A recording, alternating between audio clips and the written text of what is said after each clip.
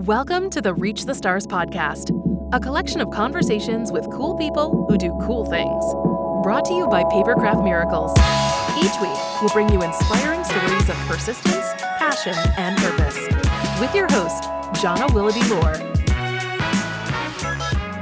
Hi, everybody. I'm Jonna Willoughby Lohr, and welcome to the Reach the Stars podcast.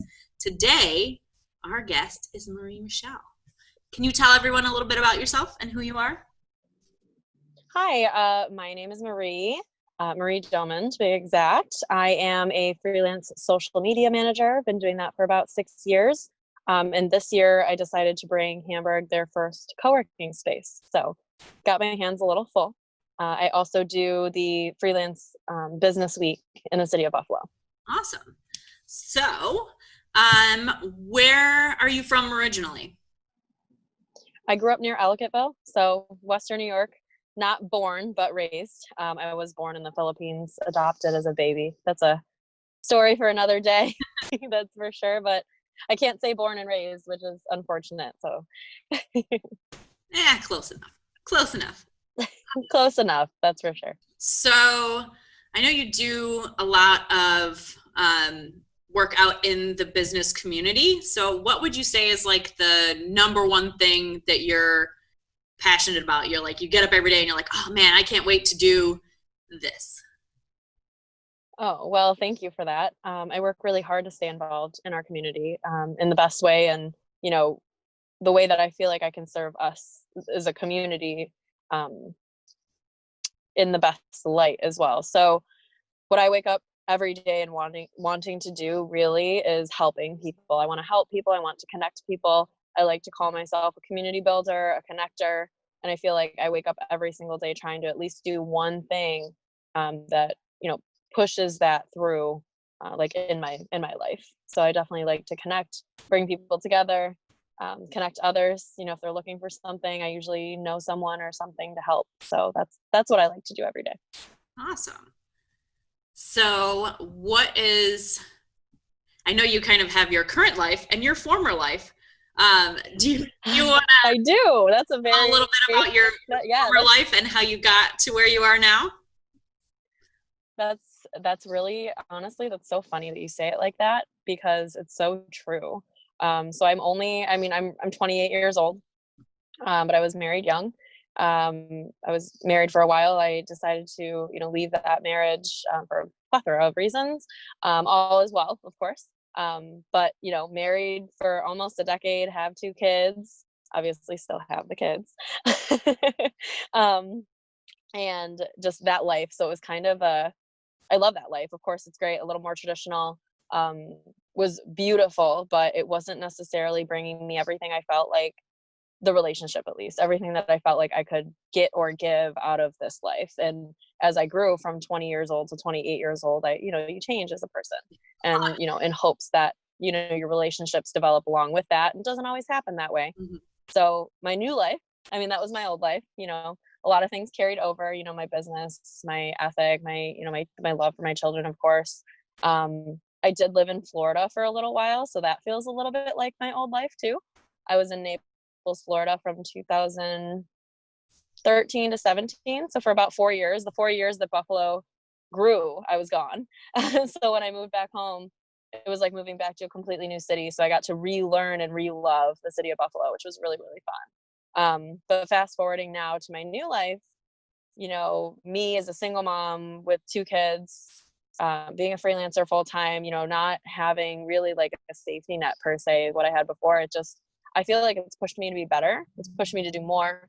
And this might sound a little more spiritual than, you know, like some other people, but I feel like I cleared a lot of space in my life for the things that I was meant to do to happen. So, you know, I was clearing space and Freelance Business Week happened. And then I won, you know, an award at the Freelance Conference. And then the opportunity for the co-working space came about. So all of those really beautiful things came out. I'm not saying they wouldn't have happened if I didn't clear that space or prepare myself for what I was meant to do, but I think it absolutely helped. I think it helped get me to be more me and be more comfortable with me and not worry about,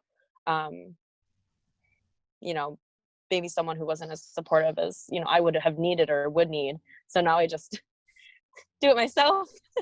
And I have the community, you know, my community, my friends, my business mentors, things of that nature. Those are the ones who are lifting me up now. So that's my new life. And honestly, as much as I appreciate my old life and what it has given me, because I 100% wouldn't be here without it. You know, everyone has their own experience. I'm so in love with my life as it is now. So my quote unquote new life is, you know, exactly what I wanted. So I know that, you know, some days are rough, but I know that I made the right choice for sure. That's awesome. I can't even imagine like trying to run a business with 2 kids by myself. I would go insane. I could barely run a business with 2 kids with my full-time husband. I would freak out. I don't know. Well, I mean, I did have school at one point, and then I became a teacher. You know, I'm not, you know, my children's father is amazing. He's a great dad. So, you know, I can't knock him for that. You know, he's really great with them, helps me a lot with them. So school obviously was a help for my 7-year-old, but since COVID-19, not so much. So I wasn't the best. I'm definitely not a teacher. That's for sure. I've learned something about myself. But we did, you know, we made it through. Like, I'm like, I can teach you how to open your own business. I can teach you how to do this. I can teach you how to type. I'm like, but numbers and science and like the reading, I was like, I mean, I know how to do those things, but I like to teach you. I don't know. Like, I don't feel like I'm best equipped for that position. And I have so much respect for teachers to begin with. So the whole thing was just like, whew, eye-opening. And my daughter's going to be 3 in a couple of weeks, actually. And so luckily daycares were still open, because honestly, if she was home, I would get nothing done. Nothing.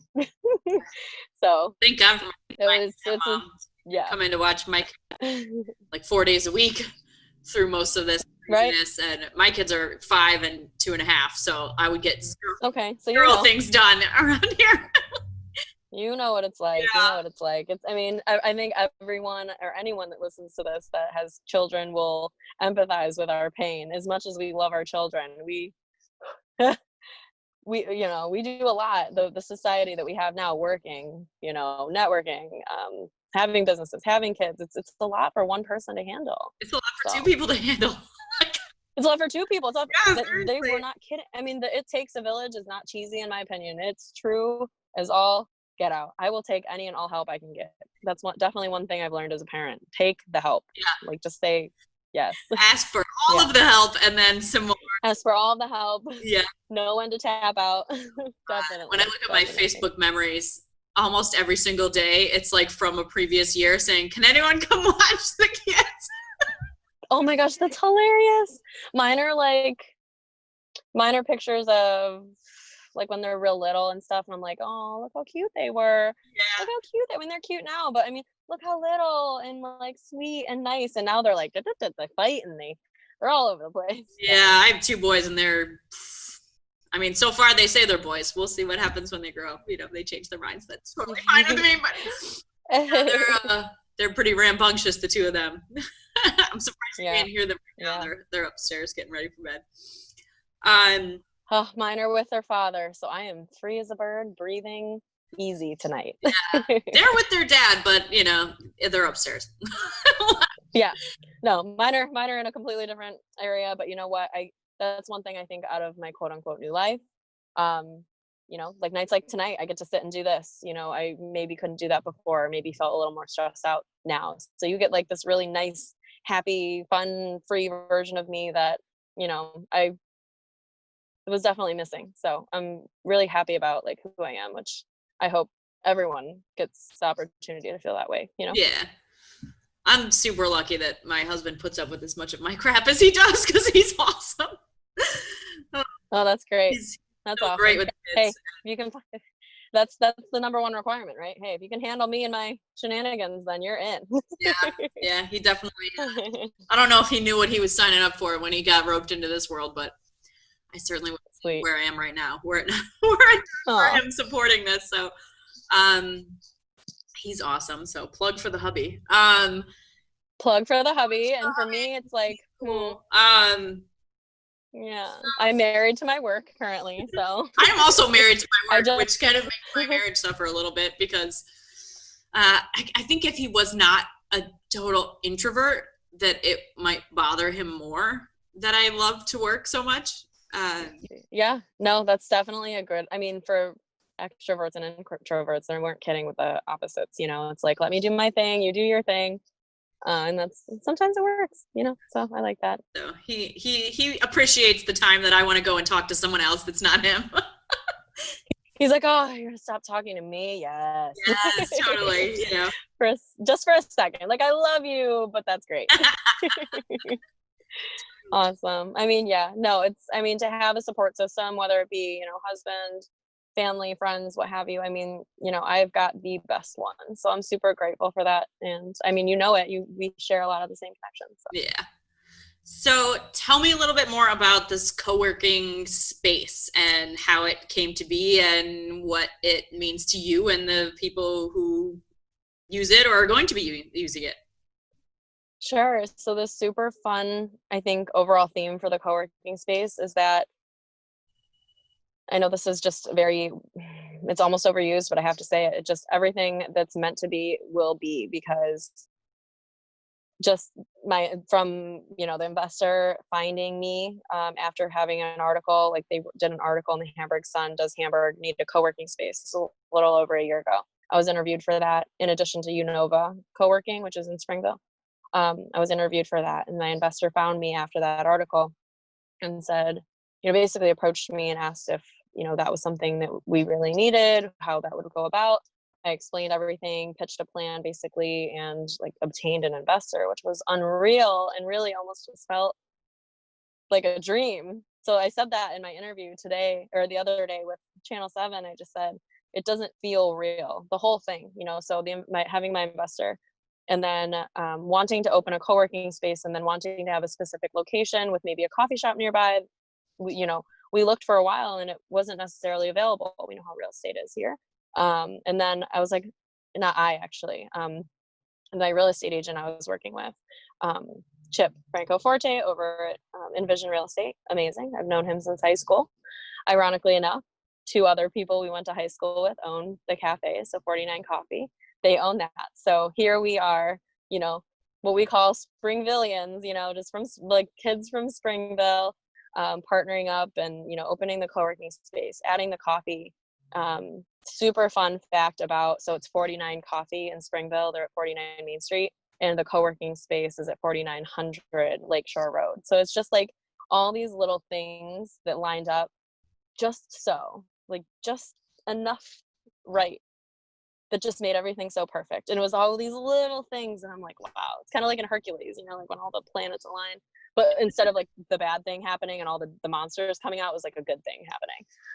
It's funny, I can tell so just super 38 and you're 28, because you're like, oh, you know, all these little signs lined up, and I'm like, I saw the sign. I'm like singing Ace of Base in my head because I'm old as hell. Oh yeah, I don't even. My best friend is 38. Please. Oh my god, funny. But I do make references like that. I mean, Hercules isn't early 90s music. Hercules isn't like a too young of a movie. That's like pretty spot on. Everyone likes Hercules. But yeah. So yeah, so it was just all these things, you know, lined up, and it just worked out well. And a lot of people that know that building have connection to it, and it's been a good one so far. So just everything has been, you know, in our favor so far. So knock on wood or whatever, if I can find it, that it continues to go that way. We all have really good attitudes. We're willing to work together. We're, you know, when you decide to have partners, especially 3 parties, you have to make sure you're on the same page. We've been, you know, completely open about everything since the beginning. And I think that that's what's driving our success, and hopefully we'll continue to do that. Awesome. So how many people can work in the space at once? So that'll be interesting, right? So I'm going to have a few private offices available. So those will operate like regular offices. Open co-working, as we develop the open co-working and like the lounge area, we just have to maintain the socially distant regulations, right? So I'm working on having a sanitation station at the front. So we have our masks and things like that. We have a keyless entry, so that's nice for our members. We will have we will have dedicated desks. I call them semi-private sometimes. It'll be dedicated desk. So those desks, you know, will just be spaced appropriately. meeting rooms, the kitchen, any of those public areas. I mean, at least for now, you be wearing a mask or what have you. So, but as far as capacity, the really cool thing about co-working is there's a statistic. It's about 10% of your members are usually in your space at a given time. And this is just with a co-working space. So if we had 100 or 200 members, there wouldn't be more than 10 or 20 people in the space at a given time, which is not that many. So really in the face of COVID-19, I feel like we're still okay. Even when people think of, oh, co-working, it's a lot of people. It's really not. A lot of people are members, but who's there at each time, just because of the nature of our businesses and how we work. We're not all there at the same time. And it's open 24/7? Or is there like... Yeah, so depending on your membership, you'll have that access, but it's open access for those that, need it or have it. That's awesome. Yeah, thank you for asking about it. I mean, I appreciate the plug and like talking about that business.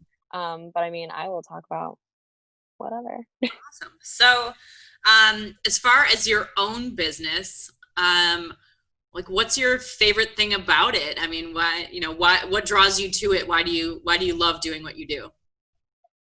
Right. So I would say, social media management and content writing is my main business. I've been doing it since 2014. Started working with real estate agents down in Florida just on a whim. And it grew into this, it went from a side hustle to a full-time thing after 6 years, which is really cool. My favorite thing, my niche is working with independent and small businesses. So I think that theme carries out through the rest of my life. So with Freelance Business Week and the co-working space, it's all independent and small businesses. And that's my favorite part, really, is just helping them. How I said, I like waking up to help and connect people.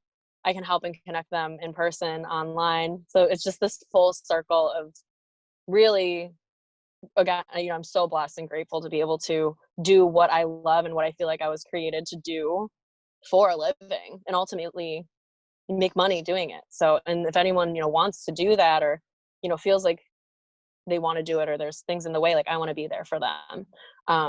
In addition to doing the social media and the writing, I actually recently decided that I'm going to continue doing that, but I'm also going to open up a section of my business and what my offering in helping aspiring freelancers. So aspiring freelancers, independent business owners, and like how to do it. I feel like I've been, even though I am younger, just have been doing it for a while.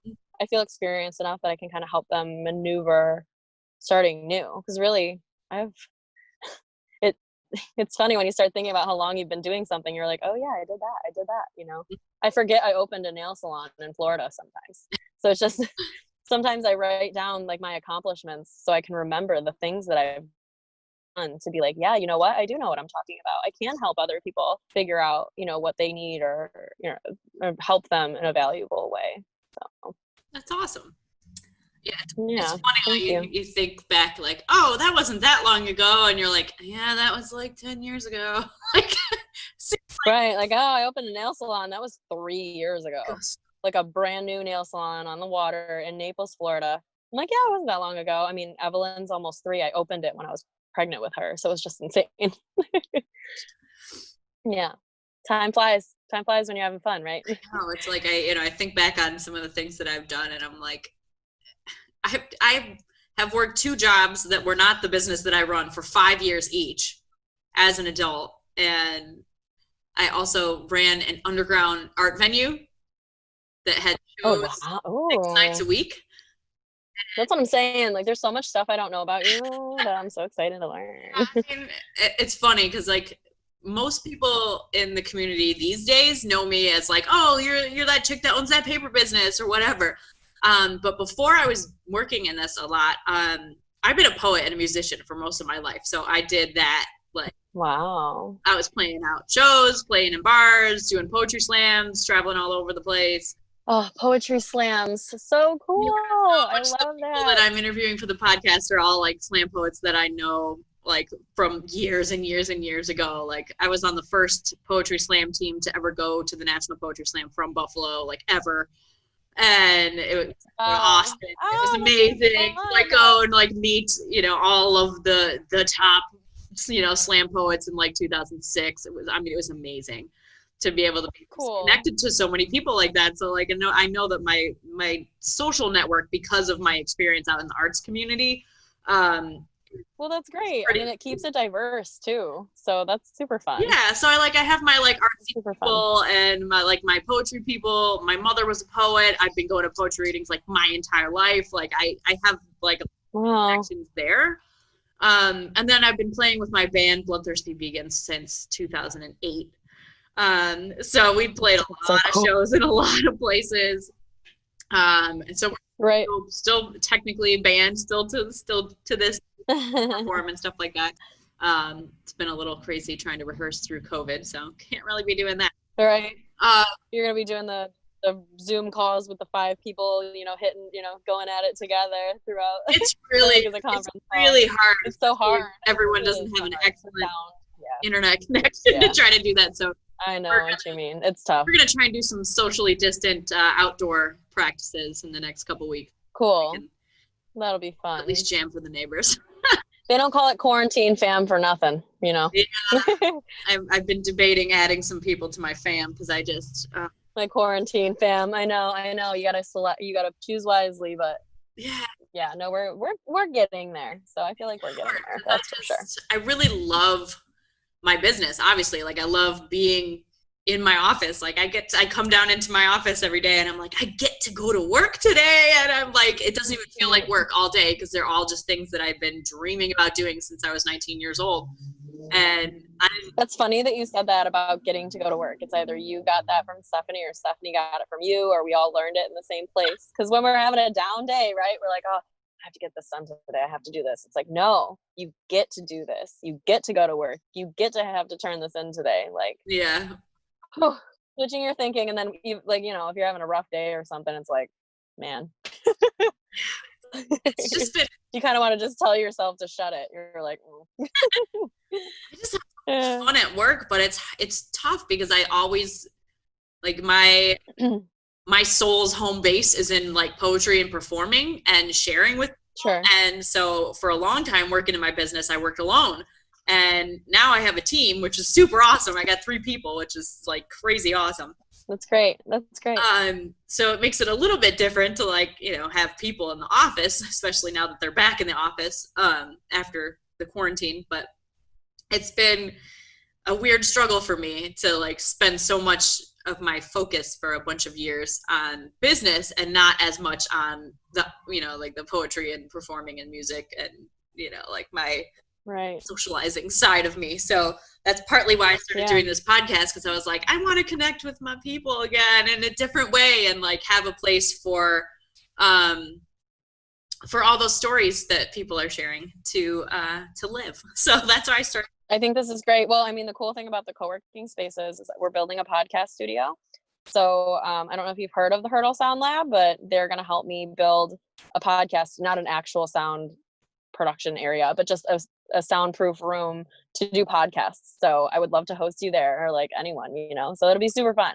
So I love that people are getting into podcasting and using it as an additional, way to get out there and connect with others. It's not just, hey, this is my business, I'm doing a podcast. It's the people that you get to interview, how you get to know them. You're going to get a totally different side of them than other people have. So yeah, I definitely think this is totally a labor of love. I've wanted to have a podcast where I can just interview all these amazing people that I know and share my own stories and have them share their stories and just have a place for that connection. Because I'm all about the power of the ability of one moment to change somebody's life forever. Like to have one interaction, conversation to be like that point that people are like, wow, I'm different now.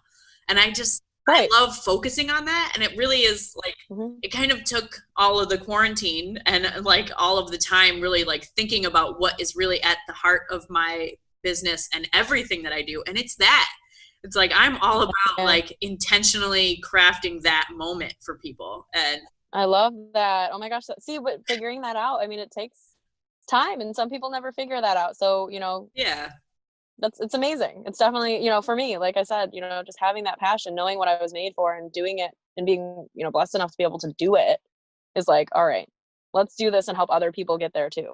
Right. Yeah, exactly. And I'm also like, I always love hearing stories like about where people came from and their childhood and their adolescence and like how that made who they are today, you know. And there's some people who are like, oh, I always acted this way because of this experience when I was a kid, or you know, this 100%. to me when I was 20, and now this is my world, and it's all because of that one experience. And some of those experiences are good and some of them are not good, but I just I'm with you on that. I mean, it's just a series of experiences, right? That's what shapes who we are. Like I grew up on a farm. I grew up on a dairy farm, you know, and then, you know, I was not dragged, but I mean, I was, you know, all over the place. I was, you know, in Orchard Park, then I was in Florida, then I came back home, and, you know, Hamburg is my home now and I don't plan on leaving, but just those things shaped me, you know, just growing up on a farm, seeing that work ethic, feeling that work ethic, and then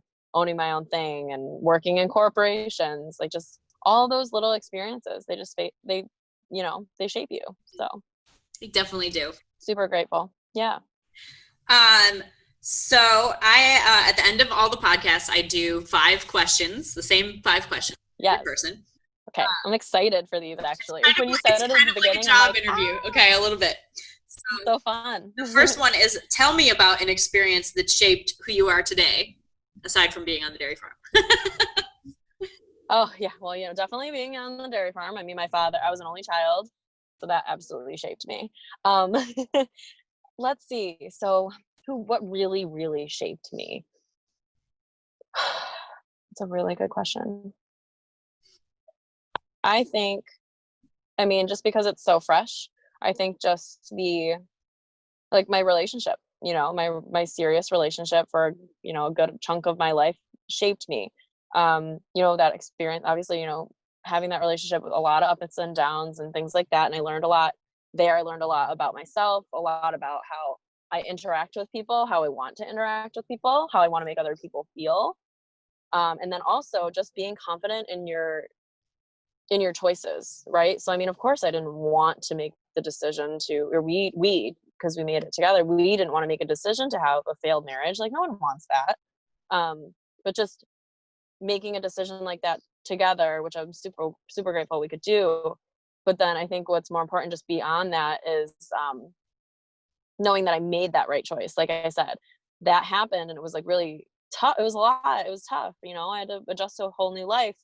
But, you know, then Freelance Business Week happened and the award happened. And, you know, then a lot of other recognition type things were happening. And then the co-working space happened. It's just, I think that was maybe my moment or my experience that allowed me to be like, yes, this has changed me because I feel like I just know me better and it allowed me to be me. So now I can see myself as a whole, who I am and like what I want. So I'm super excited about that. Okay. Question number 2. When you feel defeated or overcome, what do you tell yourself to keep going? I get to go to work today. Yeah, like I get to work today. That's one of them. Now, let's see. Sorry, I'm moving a couple of things. Sometimes I feel like when I feel defeated, I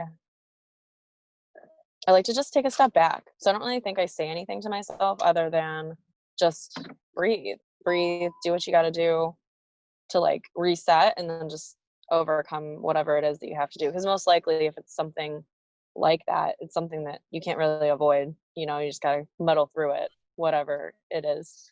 Yeah, whether it's challenging or not. So number 3, tell me about a way that you overcame a failure or a mistake and what you learned from it. Failure or mistake.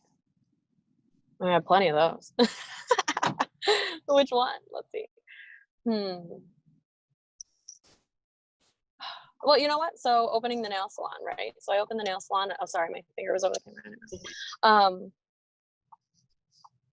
Opening the nail salon was great, but opening it with family was really difficult. So not that it was a failure. I mean, the salon is a success and it was great, but just maybe deciding to work with family and just being super cautious and careful about that, I think is maybe. So it wasn't necessarily a mistake, And I was appreciative of the experience, but I think I would definitely be more cautious of, or I am more cautious of, like partnerships and things of that nature. So, like with the co-working space, we were very, very particular and careful about deciding to work together.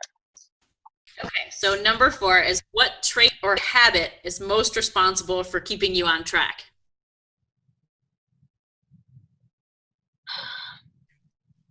I love Trait or habit?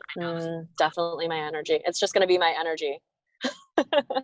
Having, like we were talking about earlier, just having the energy to manage everything, my home, my kids, myself, the co-working space, the event, just everything. You have to have an endless amount of energy, and I don't always have that, but I work really hard to do it, to keep it. So what kind of things do you do to bring your energy back up?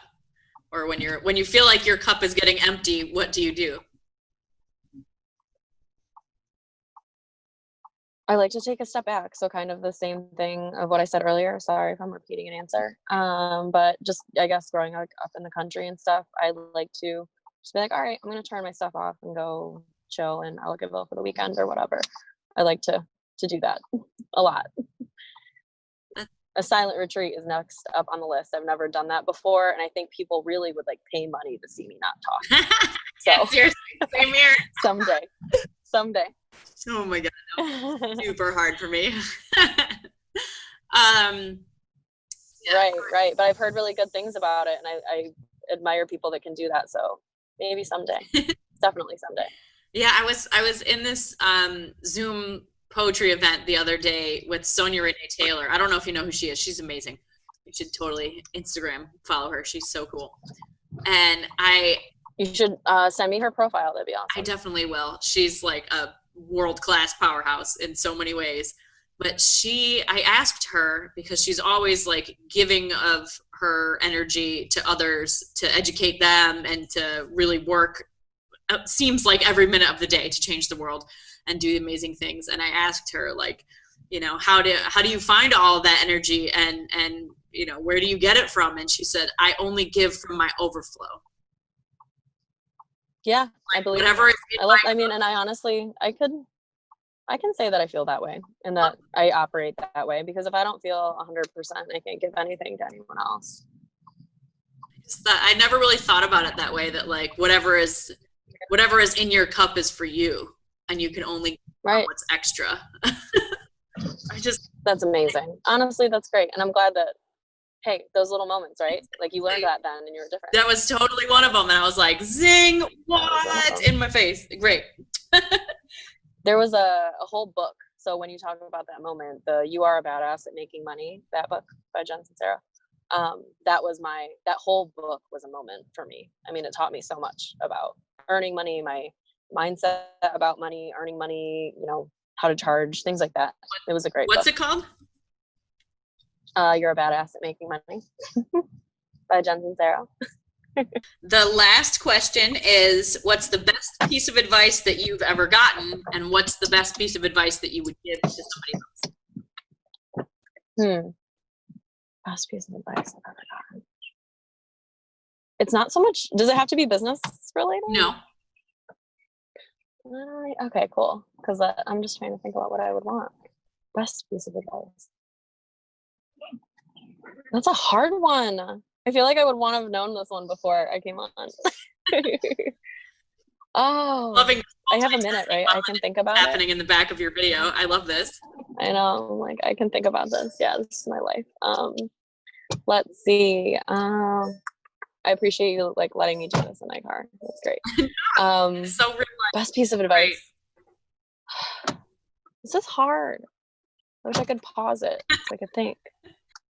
I don't really know if it's advice, but honestly, when you said that question, it was, it's definitely not advice, but it's the only answer I have. So when I told someone I was adopted once, they said something to me. They were like, wow, so you're super special. You were loved twice. And that was a moment, we talk about the moments. So that was definitely a moment for me. And I guess maybe not them giving me advice, but them saying that like made me think about advice and just be like, and just understand that I guess that like love can come from anywhere. Like, I don't know if that answers your question, but it was the first thing I thought about. It really does. So just having someone say that to me, I was loved, of course, like when my parents gave me up, and then loved again when I was adopted, just knowing that it can come from anywhere. So the advice out of it is just, like I said earlier, it doesn't necessarily have to be, like a spouse or anything like that. Like, as long as, like, you love yourself and you have your community, that's what's important. Definitely you first, but then having like that system and support behind you would be great. Yeah, exactly. I've been a big believer in that you really only need 5 things to survive. You need food, you need shelter, you need clothing, you need someone that loves you, and something that drives you. And other than that, everything else is just cake. Oh, I love that. I'm going to watch this again and then write that down. I can totally That's super great. Honestly, after this is over, I'm probably going to think of like 10 different pieces of advice I've been given. And if I have a mentor that watches this, they'll be like, really? You don't remember when I said this or whatever? in fun, of course, but they'll be like, really? You don't remember that lesson I taught you? Honestly. It's funny because I really have no idea what I would answer most of these questions. I just like asking other people. It's really funny. Actually, now that I think about it, one of my mentors told me, she's like, have a separate banking account, basically, like from your significant other. That was one of them. And it was like a business oriented thing, it was like, have one account for bills that you put all your money in, spent like on your utilities and your bills and stuff, and then like have an account for you, which I've always done that. So that was a good piece of advice, I guess. Not as heartfelt as the first thing, but practical, and it worked. So yes, I've definitely had I'm my girls at Lace and Day. I don't know if you ever shop there. They're amazing. But yes, yep. They totally were like, yeah, you totally should just put it on the HNK card. I was like, what? The He'll Never Know card? He'll never know. That's great. Oh, it's terrible, but that's hilarious. Oh, that's really funny. Really gonna just. I like that. That's definitely, you should make that your answer for the best advice you've ever gotten. How that works. Yes, that you should buy expensive bras on a separate credit card and not tell your spouse about it. I mean, so anything else that you want to add or anything else you want to tell people about? No, I mean, honestly, I feel like we covered everything. We covered my personal life, the co-working space. I mean, honestly, I just hope I answered your questions and that someone or anyone would get like something out of this. And maybe, we always hope that what we do and what we put out there for others to hear or listen or watch is that maybe they have one of those moments while they're interacting or listening to us. So exactly. Awesome. Right? Yeah, I learned that from you today.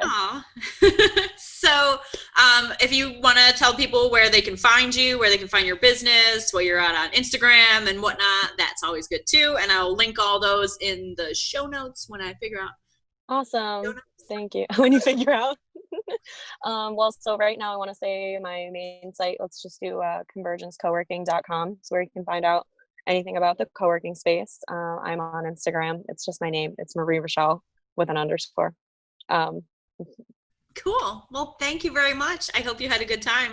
This was awesome. I know. Thank you for working with my lighting too. I went from like beautiful golden hour to sunset.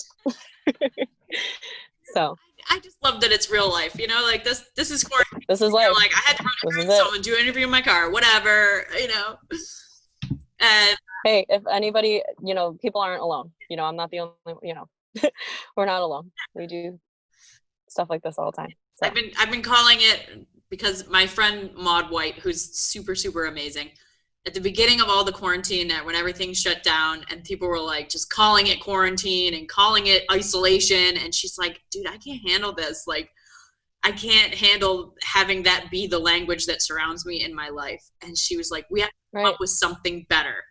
And so she asked her Facebook, like, come up with something better to call it. And she came up with communal solitude. And I like that. Just loved it. Like the whole idea that like, we're not alone, but we're alone together. And yeah, I've been saying that a lot. I just love it. And so between that and then a friend of mine who lives in New York City who wrote this amazing song during the communal solitude that's called Alone Together. And it's just super, super. I would love to see it. You should send I that should to share me. it to you. I'd love to check it Lindsay out. Cat, Yeah. K-A-T. Yeah. Share it with me. Drop it in your show notes when you put this up. That'll be fun. I'm gonna get her. She's gonna be on my show. I'm gonna do it. Okay, perfect. I can't wait. Definitely gotta get her. She's amazing. Awesome. Awesome. Well, thank you so much for being on my show. Thank you. Bye. A single interaction has the power to change your life forever. This is a place for the stories of those moments. Stories of pursuing dreams, overcoming tragedy and failure, of coming back to life after so much of what feels like dying, of continuing on with only a vision as a map. This is the place where those moments live on.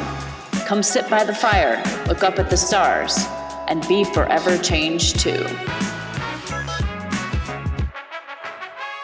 Thank you for being with us on the Reach the Stars podcast. Our theme music is generously provided by Byrocratic. You can find him on bandcamp.com.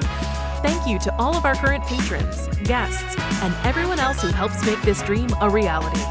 We are so proud to be building this amazing community with all of you.